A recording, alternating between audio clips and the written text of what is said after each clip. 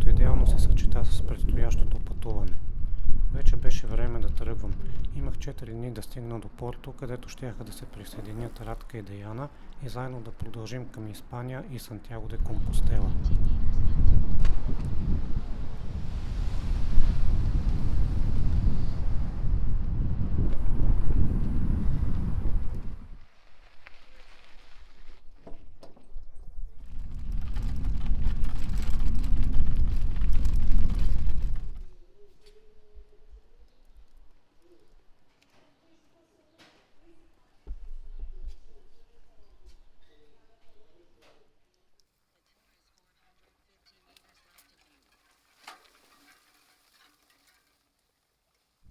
Трака, който свалих, не е много коректен, непрекъснато излизам от него, но пък карам познатите за пътя Камино. Ето сега съм на прав път.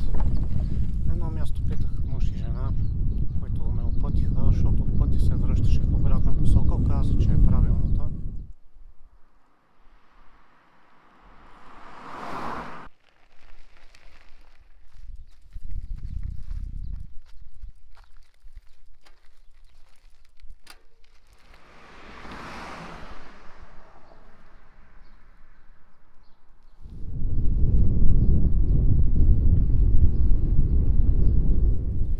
Наляво, надясно, но не знам си къде и все нагоре. Просто идва момент, в който няма никакъв шанс да продължиш нагоре и започваш да буташ колелото. След над 80 км изминати, въртене от слънцето и 0 места след Лисабон, от които да си купя вода, изведнъж на около по-малко от 2 км от следващата ми дестинация виждаме и това.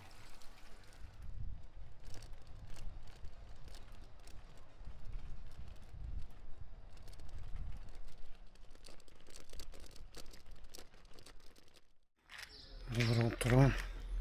Втория ден, в който ще карам колело.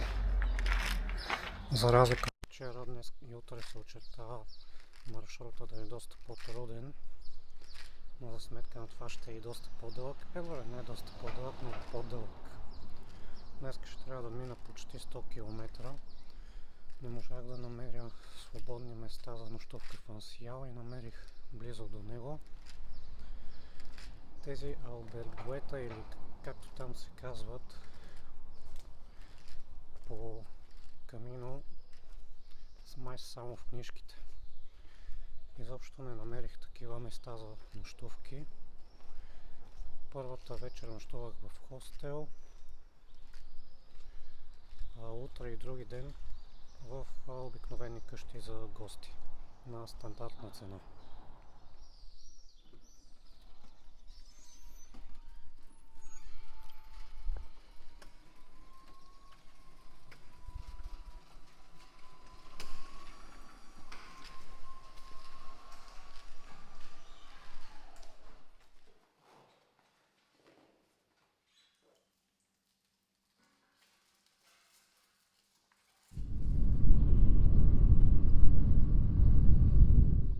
Трябва малко да направя реорганизация на багажа в една от чантичките.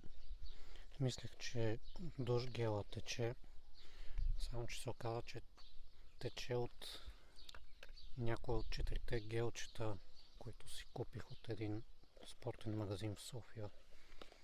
И е малко мазало. Не знам дали вчера споменах, обаче храна и вода по пътя от никъде не може да си купиш. Така че се заредих сутринта от машината в хостела с няколко половин литрови бутилки вода и 2 гофрети, които би трябвало да ми стигнат докато пристигна до следващото място качество. Тъкмо се оплаках, че няма откъде да си купа храна и вода и изникна магазин. Купих си едно малко хлебче и малко сирене. За повече неща нямам място в раницата.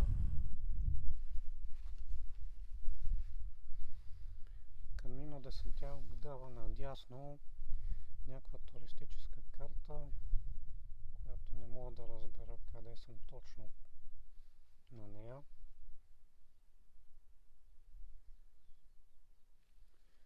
обаче навигацията на мен ми дава да продължа на ляво и мисля да следвам нея. Крайната точка би трябвало да е еднаква и от навигацията ми, и от маркировката за пътя до Камино. Само че ако тръгна по маркировката, може би ще заобикалям повече. А имам още 64 км да мина.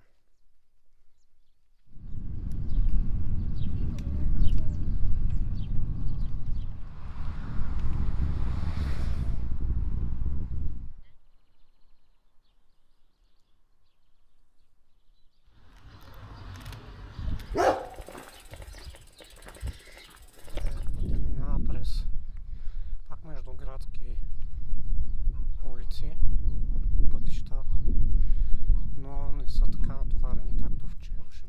Имаше събота, нямаше как да се засила достатъчно. Не знам какво е станало, обаче с капаната навигация, или аз съм я объркал, обаче ме е пратила на съвсем друго място, така че имам още 40 минути до мястото, на което трябва да спя. Да видим. Включих втора навигация Google Maps, защото Комод явно се затруднява да намери тази къща и ме прати тук някакви махали. Още не съм успял да изгоря. Мажа се сутрин с слънцезащитно лицето. Карам с дълги ръкави, защото по принцип не обичам да се мажа с такива неща. Ето това ми е от дупката на ръкавиците от вчера, само че не ме боли. Късно се сетих, че ръкавите ми са малко по-дълги и имат дупка за палеца, така че мога да предпазя тази част. Така карах днес. Утре ще тръгна малко по-късно, защото в 8 часа ще ми правят закуска. Утре също ще е тежък ден. Днеска минах, мисля, че пише 102 км и днеска бутах няколко пъти, не знам точно колко. Ще пропусна печатите. Ансял е на 11 км, в едната посока 11 и в другата става 22, което ще ми дойде малко в повече за днес като цяло. Така че мисля да почивам. В момента тук е 7 часа. Доста по-хладно е тази сутрин. Пътя е мокър, земята е мокър и изглежда, че може би е валяло през нощта.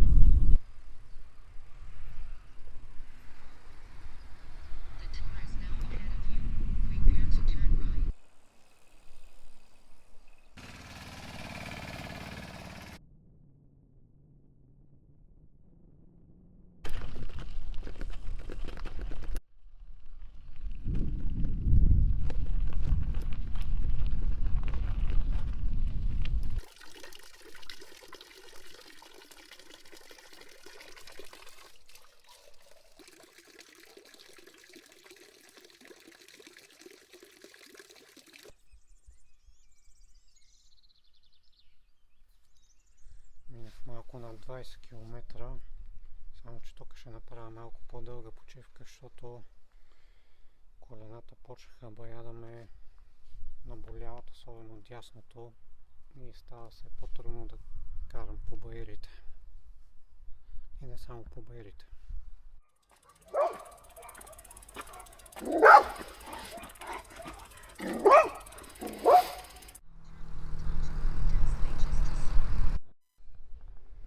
Изключих колелото тук, надявам се да ме чака и като се върне.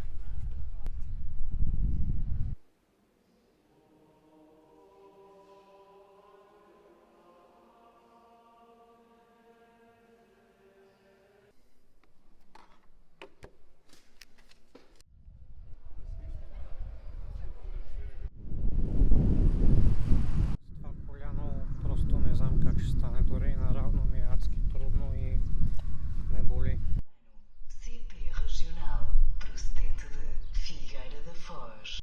Видях, че минавам покрай гарата и реших да хвана влака за Агуеда.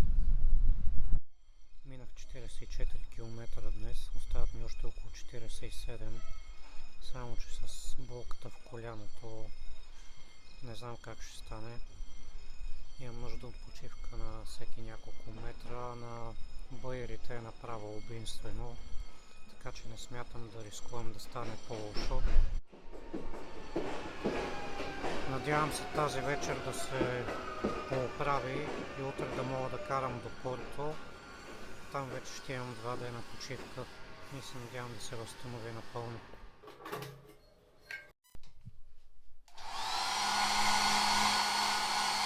Закусих, само че хапнах малко, защото вчера взех бая храна от Lidl и няма какво да я правя, така че тук ще довърша закуската. Щеше да е хубаво да мога да я взема с мене, само че нямам толкова място в чантата, в раницата.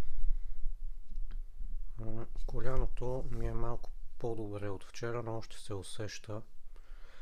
То не е точно коляното ми, малко отстрани.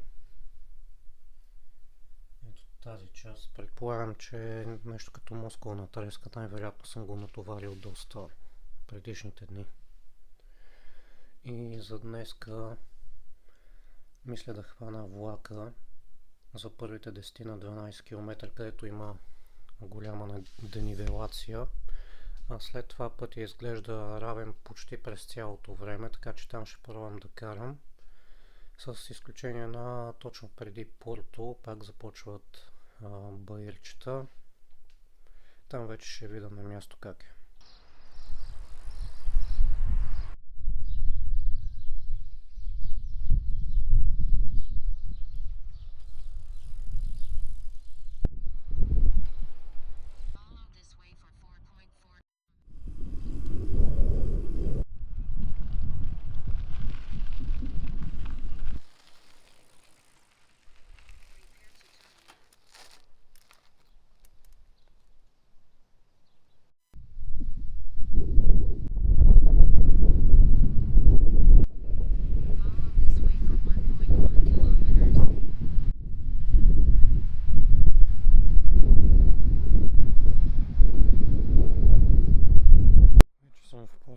Пристигнах през деня, поизморих се, макар да спестих в началото и в края.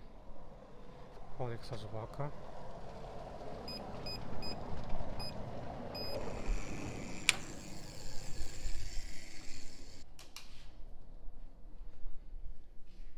Това ни е квартирата.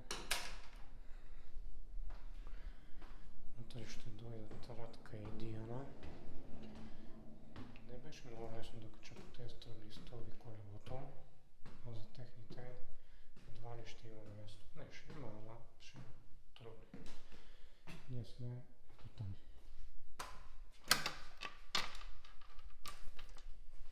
И още стълби. Тук изобщо не съм правил опити да качвам колелото, просто виждам как трябва да стане. Така че ще трябва да седи отвън. Не е много подредено, обаче бях изморен и просто оставих всичко така. Взех си от една аптека такова Волтарен Emo Gel X нещо си, с което да си мажа тази болезнената част. След малко тръгвам към летището да посрещна Радка и Диана. Щях да съм малко по-ентусиазиран, ако не се чувствах като блъснат от влак. Явно и вятъра ми е дошъл малко в повече вчера. Пия тук един Cold Rex. Ще се оправя.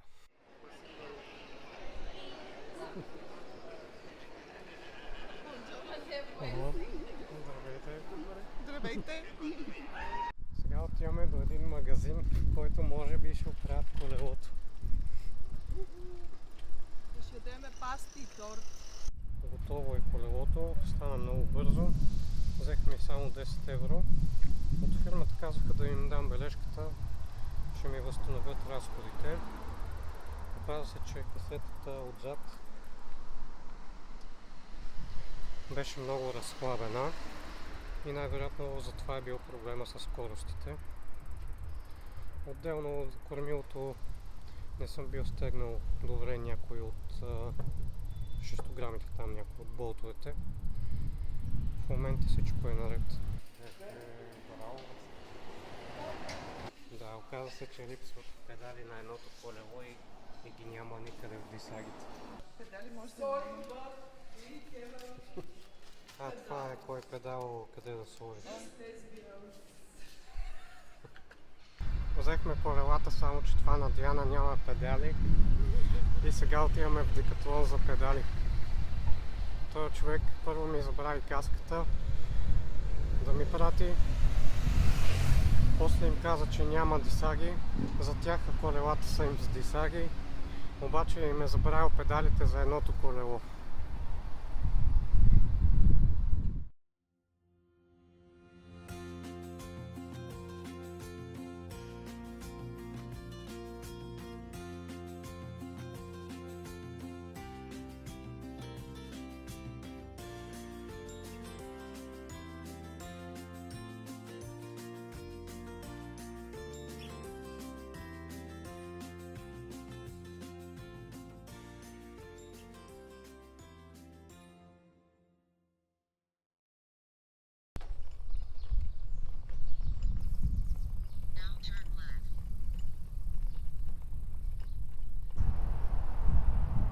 Това на нагоре ще бутат двечките. И аз някаква тънка с дълъг. Нали? Съжаляваш ли, че не си за Съжалявам, че електрическо не мога да колело? ритна сам. Не, че не мога, ама ще ти проста някак си. Може да караш там.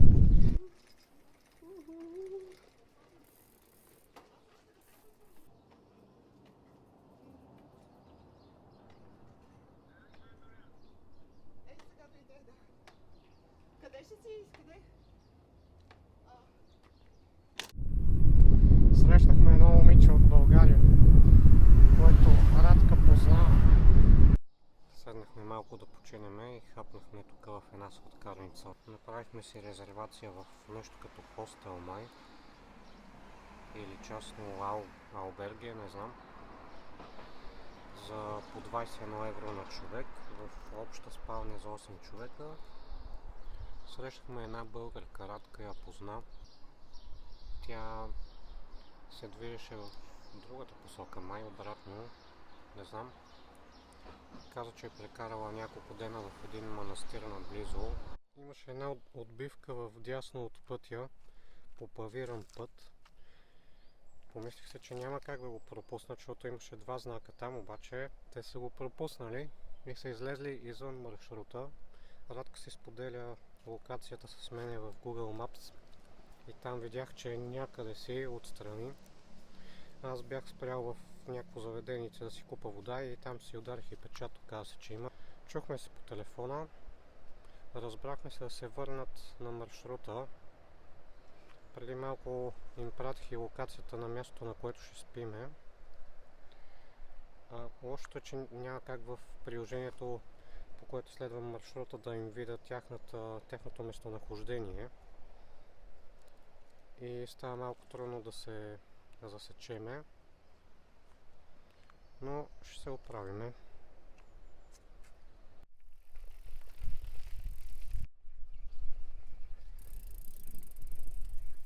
Споделих им една точка по-напред по пътя, където да се чакаме. Аз пристигнах там. Задават се в далечината, някакво момче май ги води. Доведоха ли ви? Ма не, ние си на правилния път бяхме. Ние си бяхме А се какъв въртим, правилен обаче. път? Ето ги знаците. Да, ама Но точно не по по този. пътя сме били. Ами, на Радка има нужда от малко повече почивка, но на мен ми е доста бавничко. Оказва се, че в около 1 часа бяхме минали 30 км, а бяхме тръгнали преди 8. Това са 5 часа за 30 км, по 6 км на час. Е адски бавно. И аз продължих малко, те решиха да почиват повече и са в някакво заведение в момента. Току-що проверих и се оказа, че е на същата улица това заведение, само че бая по-нагоре. Та се чухме и се разбрахме, ще ги чакам тук. Аз съм съвсем близо до морето, тук духа повече и като дойдат ще продължим заедно. Радка каза, че иска да карала по друг маршрут до мястото, къде ще спим. Аз няма да променям повече маршрута ми. Ще карам по него и ще се чакаме там.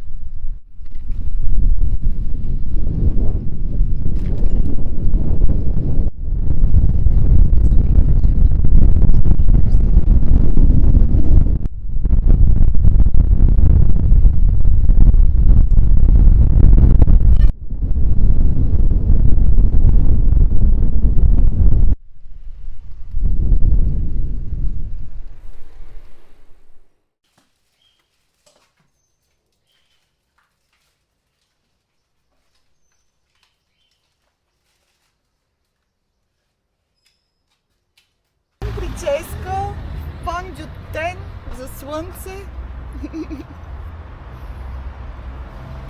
Да се напудрим. След като омахме пак по някое сладко тестенце. Че скоро не сме яли такива неща. Освен тесто, тук друго не се яде. Тесто, месо и това е. И един зеленчук, който не му запомних.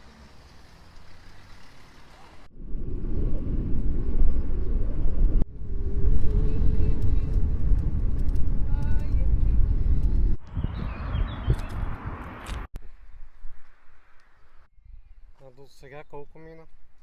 20. И как бяха? Интервю. Как бяха вълнуващи.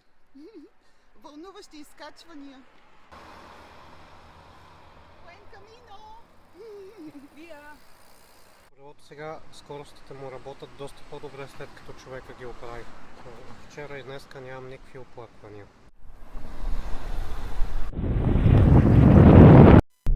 Тук сме в един хостел в Каминьо. И сега отиваме към влака. Към Испания с влака. Диана получи същия проблем, който аз имах с коляното. Няма да е добра идея да кара днеска, така че днеска малко почивка и продължаваме с влака. Утре вече ще видим. На гарата в Каминя сме и чакаме влака. На правилната спирка. Да. Иначе можеше да го изгледаме как ще мине.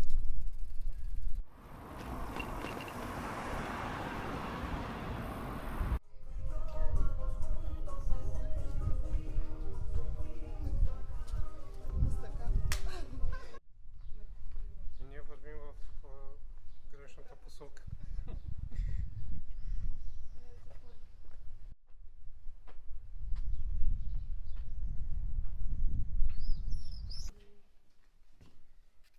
Тук ли?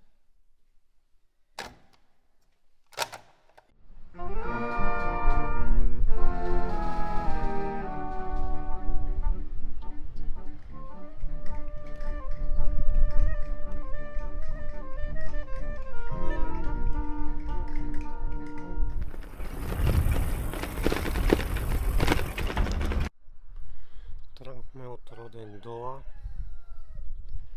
В началото, първите 4 км имаме изкачвания, бая. И Радка и Диана се бавят много. Има много пешеходци.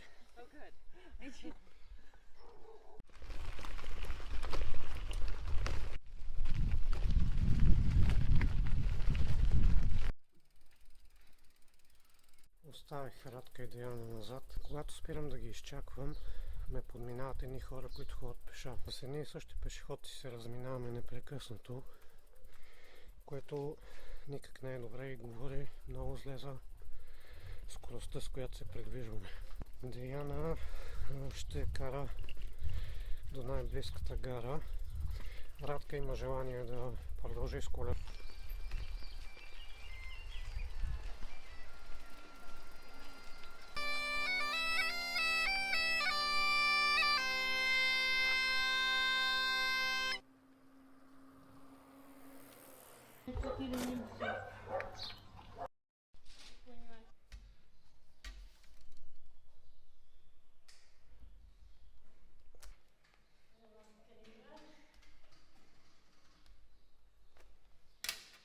Мисля, че преполових маршрута.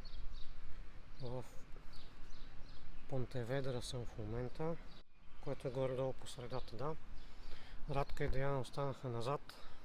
Доста са бавнички, разбрахме се аз да продължа. Имат локацията на място, на което ще спим. Карахме предимно познатите. В някои от селцетата имаше доста тесни и стръмни улици с остри завои, където не става за каране. Има много пешеходци. На едно място излязах от маршрута и продължих по навигацията. Там мисля, че спестих доста, защото излязах на асфалтов път Имаше доста дълго спускане и след това пак се включих в пътя с знаците. Не е толкова лесно, колкото изглежда на снимки, картинки и видеа.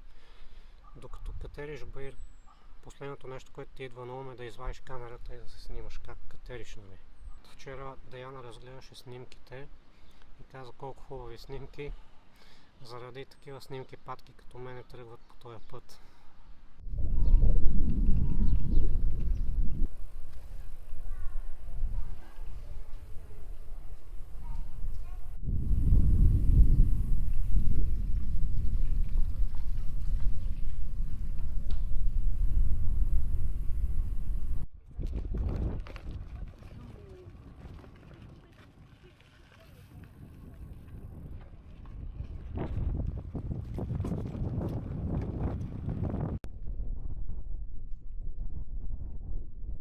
Съм в хостела в Калас де Рейс.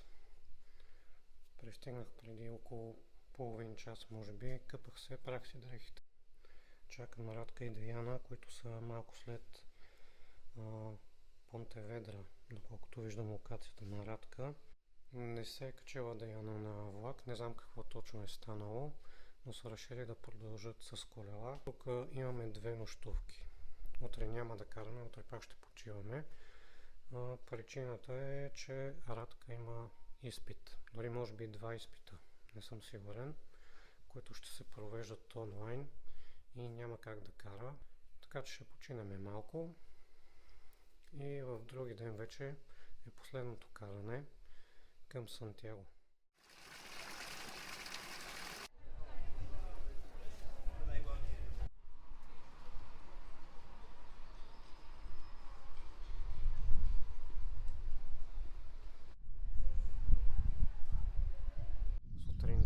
Деянчето реши да тръгне към Сантяго. Намерила си едно хубаво местенце горе-долу по средата на пътя. Не е имала проблеми с пътя и карането. Утре пристигаме в Сантяго де Компостела. Приготвих се за път утре с храната. 2 питки, малко кашкавал, моцарела и доматено песто.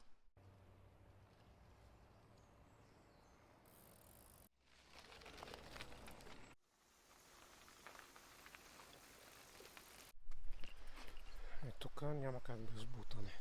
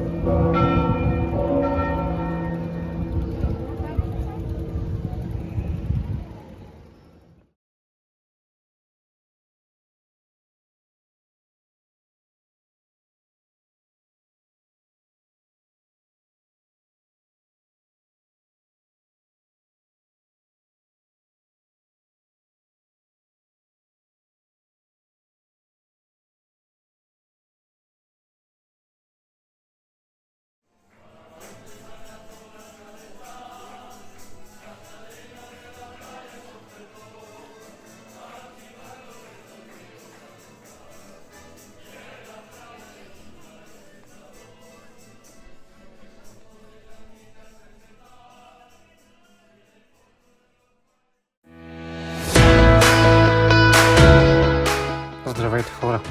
Казвам се Иван и обичам пътешествията.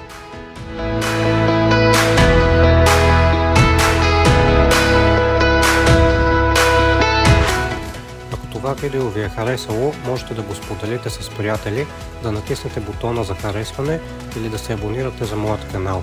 Също така в линка можете да видите профилите ми и в другите социални мрежи.